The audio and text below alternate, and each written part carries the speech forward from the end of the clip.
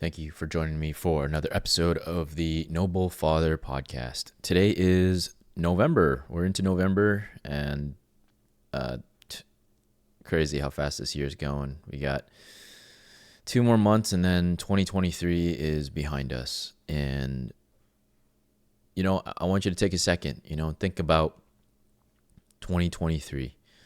Think about the beginning of the year and where you were. This is typically a good, this kind of topic would definitely be a good one to do at the end of the year. But, I always like to think back and I like to keep track and figure out how far I've come from all these things. As you notice right now, if you're tuning into the podcast over on YouTube, if you don't know, I am posting there now, and my episodes there, so you can see. If there's some people who prefer the visual experience as well. That I am growing out my mustache and maybe a bit of a goatee here for the month of November. Obviously, my wife is not too pleased. I kind of told her, and she, 1 month of it is not going to be a big deal. I grew it out over the pandemic, and over the few months I was able to grow one quite substantially. Didn't look good whatsoever, and it's actually kind of interesting because when I you guys, anybody who knows me knows that I'm bald, and I like to tell people that it was one of the single best decisions I made, besides doing cold plunging or doing jujitsu, is actually cutting my hair. And this harkens back to something that Perry reminded me of like, the habit stacking, the things that you do. If they touch on multiple domains of your wellness, you're comboing these things together. It's almost like a package deal. And when I do cold plunging, it's a spiritual exercise. It's an emotional and a mental exercise, also a physical challenge in itself. And it touches on all these different domains. Cutting my hair off, even though it's a physical externality of who I am, man, it really helped me to settle into who I was, appreciate who I was. So that in itself is an emotional and mental experience, and also a spiritual one as well, right? In that sense, physically as well. And it was one of the best decisions I made. And when it comes to hair, right, growing out the mustache again, I feel this resistance, right, of like, oh, what are people going to think about me? And when I don't have it, I don't have that, resistance. But now that I'm growing it out, and it's already kind of 6 days in, you kind of see a little bit of, fuzz growing on there. It's there's mental work that I'm doing as these things are happening.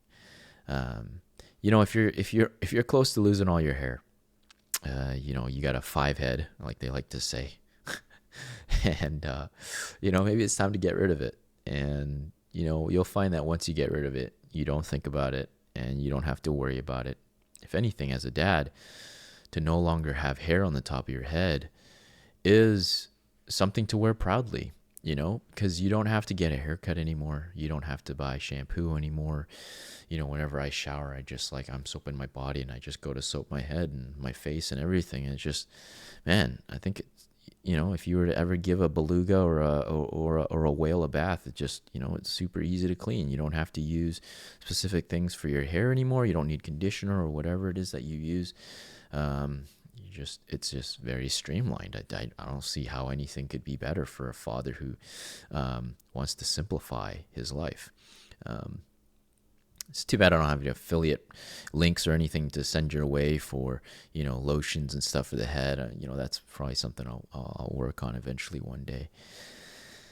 Yeah, today's, before I get started, I mentioned Perry's name. I wanted to give a huge, huge shout out to Perry over on Sober Recon. If you've ever checked out his YouTube channel, Sober Recon, he just got done his 30-day cold plunging challenge, where he set out, when he started doing it, he said he was going to do once a day for 30 days. And man, did that guy deliver. And he showed up, and you can imagine the amount of resistance that he felt getting into the water for 30 days straight. and he's north of us, which means it's colder where he is, and so that is the amount of gall this man has to say that he was going to do it and then show up and actually do it. Major props. And I know how much resistance there is just to get in the water. And I'm lucky to have friends like Alex and my other friend Alex and another friend named Kelly and Betty and these friends who dip with me on a regular basis. And even guys at the jiu-jitsu gym who push me to be better and push me to go do cold plunges. Perry doesn't have that in Clearwater, and so he is very much a noble father and very much a man of his word, and I'm very proud and very happy to have a friend like that in my life. And so if you are looking for that kind of motivation, if you are a person who is going through a bit of a recovery journey through substance abuse, through alcohol, through drugs, man, my brother Perry knows his stuff, and he lives from the heart. He lives so on fire and on the edge, and that 30-day challenge was something that really, really inspired me to be better. And he's past the 30-day mark, and he's still doing it. And I just watched his most recent video, and he's talking about how good it makes him feel, and I try to get guys at my church to go, and a lot of them are just very resistant to it. But I'm sure you'll find once you get started, you won't stop. And it's something that you are going to reap benefits from for the rest of your life. And so, maybe I'll go into that a little bit today. I'm not really sure what I want to speak on today. And like I say, I like to hit the record button and just let things flow. Now that we're on the cold plunging topic, we're getting to the time when it's starting to get cold. And I'm looking forward to the ice. I'm looking forward to the snow here, so that we can really start to push that boundary. To be honest, it's actually not cold enough for me just yet out here, and I'm really looking forward for it to get really, really cold. If you're looking to get started on the cold plunging, I highly recommend, you don't have to go as long as I do or as long as Perry does now in his videos. I think he does 10 minutes. I typically do 10 minutes as well. Yesterday we were doing 15 to 20 minutes in our friend's pool, which wasn't as cold as, what we're typically used to. And we also jump, back and forth from the hot tub and stuff, to the cold, which cycling is actually really good for the body, going back and forth. I don't have the statistics all ready here for you, when it comes to cold plunging, but I know that something is happening to the body. We don't know nearly enough about the cold to make any kind of a conclusion just yet about what it fully does for us as human beings. Even now as we speak, you have neurologists, you have neuroscientists, you have, biohackers that are trying to figure out what this can do. They're still studying, Wim Hof and how he can control his autonomic system, and the benefits of which we still don't fully understand. And also, there's a thing of like, if you introduce an idea, but if you don't give it a long enough time and you don't, let's just say somebody starts dipping when they're 20 years of age, and, you'd have to do research essentially for 60 years until the person's, passed away to really figure out, a good sample size of what that idea ultimately does. Case in point, I talk about, the gender reassignment or gender of affirmation surgeries and stuff. We don't know nearly enough about that. If you don't know what I'm talking about, go listen to the episode. I think lobotomies is in the title of that episode. I go to talk about lobotomies, man. At the time, lobotomies was this really big thing. People were having mental issues, and they were like, oh, let's just, there's a scientist or a neurologist that said, hey, if we do this to the brain, if we, use an ice pick and we pick out this certain area in the brain, the frontal lobe of the brain, that people would stop having these mental issues. Well, that was good and all. Yeah, got rid of those problems, but bigger problems developed on the longer side of longer as time went on, and they realized that this was actually not a good thing, and they had to backtrack on it. So there wasn't a large enough sample size for them to really figure out that this was actually the wrong thing to do. And tens of thousands of people paid the price. We kind of don't know enough about cold plunges just yet. What we do know so far is that there isn't very many negative effects so much as the positive effects, and there's a long-term benefit that they're still studying right now. So if you're looking to do cold plunges, what I highly recommend you doing is, I would definitely say at least in the 2 minute to the 4 minute range if you're starting out by yourself. And one of the things that I recommend people when they're starting out, and this is how I started out, is go onto YouTube and look up Wim Hof breathing techniques. And what you'll find is you'll find a video where it's kind of like, if you know what Dance Revolution is, where prompts on the screen, you got to step on a certain arrow because that's coming up on the screen. It's a game. And so Wim Hof walks people through a 3-round breathing exercise where you can warm up the body through your breath. And it also really centers you, and it gets you thinking to breathe deeply. One of the things about getting into cold water is that the saying is it takes your breath away. Whenever you jump into cold water, what's the first reaction you have? The first reflex reaction is take a deep breath in, and suddenly you're like, quick breaths. Your body's actually not getting enough oxygen. And when you're not getting enough oxygen, this is actually how people can end up hurting themselves or end up putting them into a dangerous situation. Out here, we have many lakes in Canada, and I'm sure there's tons of people who die every year because they jump into water that's too cold for them. They're not used to it. And also they don't know the breathing techniques to be mindful of the amount of oxygen they're feeding their body.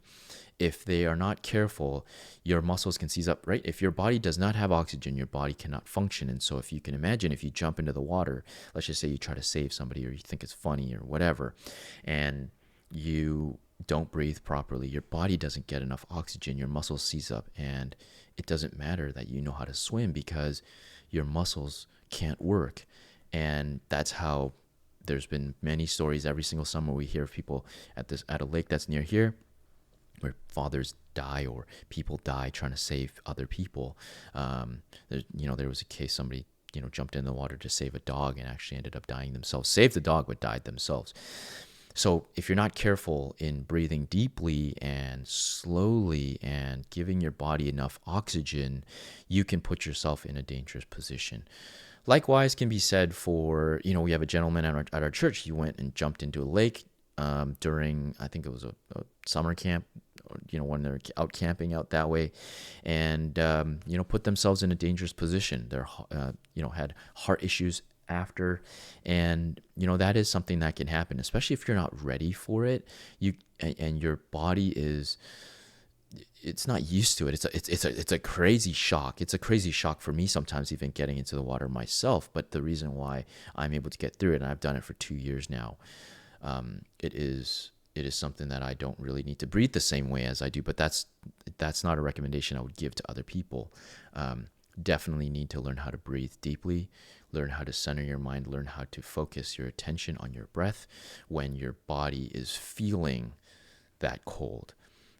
It may be very difficult to start out, but then starting out 2 to 4 minutes, I definitely say 2 minutes because that's usually when your body starts to get used to it. And the reason we did 20 yesterday is because the temperature was not cold enough for us, that we would use time to give us that cold effect, give us more of that cold. And so that is what I would recommend. Also getting boots and getting gloves for your hands, especially as the weather gets colder and colder, if you're looking to do that extensively. I made the mistake my first season, the first year that I did it. We went under ice, And I typically back in when I first started out, and I didn't know this, right? And I see people put their hands in, but you have no idea how far somebody has gone in their expertise and their experience. And so even though you're seeing somebody put their hands underwater, it could be that they've done it for 20 years or 2 years or 3 years, and they're used to that kind of thing. For me, I was starting out. I put my hands under the ice, under the water, and I came out with level 1 frostbite, I think frost nip. And it's funny because even now, as I talk about it, my body remembers. And so, a few months after that happened, I couldn't feel the tips of my fingers to the point where it was actually hurting my nerves. And even now, as I talk about it, and even now, as I go into water, cold water, my body remembers that feeling. And so as I'm talking about it, I can feel the tingling sensation on my fingers, and how much it hurts, whenever I did that. So I definitely recommend getting gloves, especially if you're going into ice, is to get neoprene gloves. And the reason why you want to get neoprene is because it forms a thermal layer around your body, around your skin, that makes it so that the water is more tolerable. Think about scuba suits, right? It allows you to go, surf. It allows you to go scuba diving without feeling the cold on your body as much. It'll still be cold, but it won't be as cold as if you were just bare skin in there. It's essentially giving you a layer of a blubber, for you to conquer the cold. For me, getting boots on my feet, it definitely helps a lot because, your fingers and your toes are the first things to not lose blood entirely. We don't fully lose blood entirely, but in the process of getting into the cold water, what your body is doing is it is bringing all the blood in your body to warm the inner extremity because of the temperature, and it's trying to keep the internals warm. And so you would lose a lot of the blood in your fingers. You'll notice that it gets very pale. Your toes will start to hurt. And when I used to get out of the water, especially the ices, the times where we're under ice, my toes are killing me. And it just, to the point where it's just unbearable. And so definitely getting the boots has helped with that a lot. My boots are able to, I'm able to unzip my boots.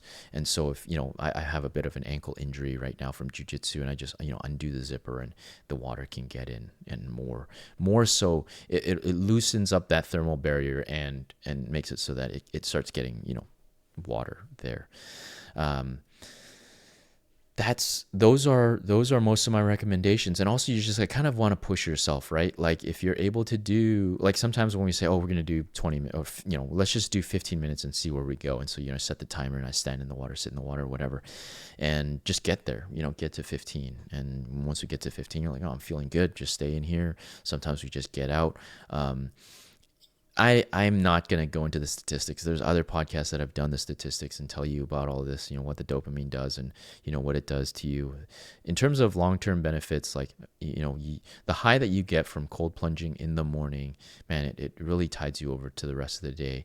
And it really wakes you up and it makes you mentally sharp. The mindfulness bit for me when it comes to the cold dipping, man, it's something that I can't say enough about, especially as men. We deal with thousands of thoughts every day, 60 to 80,000 thoughts a day. And so if you're not able to slow down your mind, it's really a meditative experience when you go into the cold water because you're so present. It doesn't matter that you are having struggles at work, you may have conflict with, whoever, things are not going well in your business. When you're sitting in that water, it doesn't matter. It does not matter because you are in survival mode. And it's an experience. Sorry, somebody just gave me a call here. It's an experience. And you're not going to think about anything. You're thinking about breathing, right? Like you jump into a lake and you're trying to save somebody. You're not thinking about the struggles in your work. You're not thinking about, what you had for breakfast. You're not thinking about anything else besides the task at hand. And when you jump into the water, it gets you to be very, very present. So, like I said, it's a spiritual experience because I like to pray for my fathers when I'm in that water, right? There's really nothing else going on. There's nothing I'm doing. I'm not fiddling around with anything else. I am very present in that moment. Mentally, right? I'm very mindful. I'm very present. So that's the mental side of thing. Emotionally, man, like I can be feeling mad. I can be feeling sad. I can be feeling angry. I can be feeling, loved. I can be feeling all those emotions still those things are not present. I'm just there. I'm relaxed. I'm calm and I feel alive, when you're in the water. And we need that shock, right? Like, when I think about cold plunging, like, why is it so profound and why is it so addictive? Well, it's because we as human beings, and not just human beings, if you look into the world, everything, a tree, a seed that gets planted, the tree will grow to its maximum if the conditions are maximum. It doesn't slow down because it feels like it. It doesn't stop growing because I don't feel like it. Animals will always seek to survive, will always seek to thrive. They'll always live to the best of their ability. So a cheetah will do the best to its ability. A lion, a tiger will live to the best of its ability. A bird will live to the best of its ability. It won't stop being a bird because it feels like it. Us humans is the same. It's ingrained in us to live to our maximum potential. It's ingrained in us to pursue a purpose. It is ingrained in us to contribute something. Now, we numb it. We suppress that. We don't want to. We get comfortable and we don't do it. Now, why is cold plunging such a amazing growth experience? Is because it always shocks you. It always puts you in a place of discomfort. You are always challenged when you go into cold water. And I mean, I don't stand on the edge of the water and think to myself, I really love this, or I really, there's still resistance. There's still parts of me that says, but like don't, whatever, right? Trying to push against that. That is, and maybe that's why I want it to get colder. There's a part of me that seeks that discomfort because I know that there's growth that comes from it. Physically, I also used to always get very sore. My necks get like when I sleep a certain way, I get creaked. Like my flexibility in jujitsu and through jujitsu has shown me that I'm actually very, very quite flexible. And what has helped with that is not only jujitsu, but also because I do the cold plunges and doing the dips. It has loosened my body and has gotten me to the point where I heal so much better. I mean, like, it's hard for us to see, right? We don't A and B test. We don't know what my life would be like the past 2 years if I hadn't do any cold plunges. We just don't know. There's no way for us to track that. But I'm 37 now, and cold plunging is a regular routine in my life. The benefits and the results of it, I'm seeing every single day, being very present. A Noble Father would not be what it is today if it wasn't for that. And so if you have any questions about cold plunging, or you don't know, you want to know where do I go, what do I do, how do I do it, what should I consider, and all this stuff. If the podcast doesn't help, feel free to reach out to me. I'd love to have conversations with you about it. I'd love to give you all the tips and tricks about doing it. I'm sure there's people around you, wherever you are, that are interested in doing stuff like this. Cold plunging is this it's a fairly new trend that's going around, and there's a lot of people that do it. Athletes have been doing it for years, decades now. So, I mean, it's not an entirely brand new idea. And there are a lot of people you can follow that talk about it. Andrew Huberman is one of those guys. Joe Rogan is another guy that talks about cold plunging. Jocko, I'm sure, does cold plunging. There's what's that guy's name? I need to find him. Amazing. These guys are all amazing when they talk about this stuff. They stand behind it. I stand behind it. So many other people stand behind it. If I'm able to do it, you're able to do it. There's really nothing. My culture, Chinese culture, believes cold it's a scary property. don't want to get cold, don't want to drink cold water, don't want to get cold, don't want to, all this stuff. And that's very old. That's old thinking. That's not very scientific, and nobody has gone to test it. And I've pushed that boundary for myself and in my culture. And if this is possible for me, it's possible for you. And I can't wait to see the benefits that you get from it. There's nothing that helps you break down fat better than cold water. There just isn't, and that's been proven. Natural too. It's abundant. Cold water is abundant. Go find a waterfall, stand underneath it. There's a lake, go get in it. There's a pond that's dirty, don't dunk your head in. That's one of the things I do too, is that when I go dip, a lot of people just like to sit, shoulder deep, whatever. I like to get my head in. Getting my head in really helps me feel the whole body's struggling. Get the head in, you feel the cold better. It feels amazing. I cannot tell you how amazing that feels. And I highly recommend it. If you really want to push yourself, get your head in as soon as you get in, and periodically dunk your head in.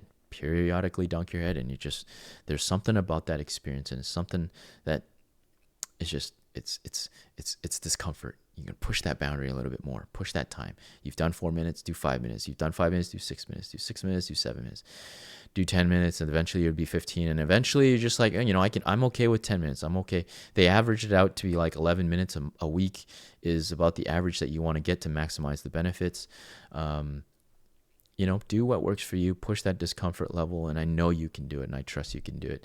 If you're listening to this podcast, and you're a father and you're looking for a space to express yourself in an honest environment, in a confidential environment, in a space that there's no judgment, and, in the presence of other fathers who understand what it means to be a man, who understands what it means to be a father, to be a husband, to be, divorced, to be divorced or going through, child custody stuff, every Thursday, 4 p.m. Pacific time, 7 p.m. Eastern time.